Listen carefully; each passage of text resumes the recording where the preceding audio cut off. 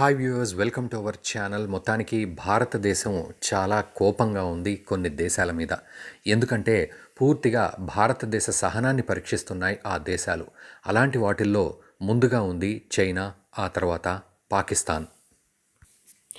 నిజానికి పాకిస్తాన్ ఎప్పుడూ భారతదేశాన్ని శత్రువుగానే భావించి తప్ప ఎప్పుడూ పక్క దేశంగా భావించలేదు.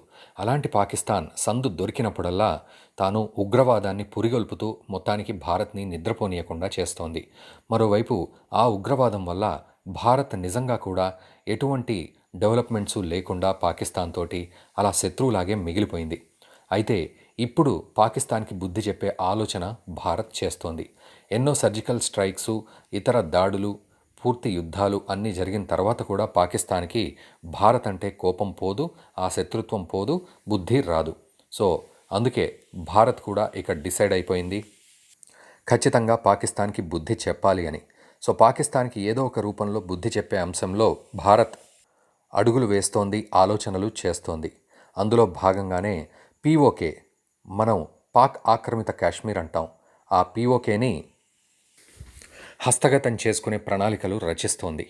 మరోవైపు పాకిస్తాన్ మొన్నటి వరకు సర్జికల్ స్ట్రైక్స్ చేయడం వల్ల పూర్తిగా చతికిలపడింది. అది చూసి బెంబేలెత్తిపోయింది. ఇండియాని ఏమైనా అంటే ఇండియా పూర్తిగా పాకిస్తాన్ తోకతో పాటు అన్ని అవయవాలు కట్ చేస్తుందని పాకిస్తాన్కి తెలుసు. అందుకే సైలెంట్గా ఉంది. కానీ చైనా అండ చూసుకొని బాగా రెచ్చిపోతోంది. అందుకే భారత్ పాక్ ఆక్రమిత కాశ్మీర్ని పూర్తిగా హస్తగతం చేసుకోవడానికి ప్రణాళికలు రచిస్తోంది. దానికి తగ్గట్టుగా 2021లో భారత్ పాకిస్తాన్ మీద ఒక గొప్ప అడుగు వేయబోతోంది. మీరు చూస్తూ ఉండండి.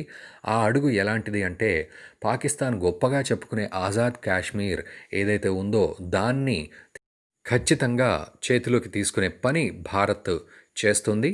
ముందు ముందు మీకే తెలుస్తుంది దానికి సంబంధించిన ప్రణాళిక ఏమిటి అనేది. ఇంపార్టెంట్ అప్డేట్స్ రెగ్యులర్గా వస్తూ ఉంటాయి. మా ఛానల్ని మీరు సబ్స్క్రైబ్ చేయండి.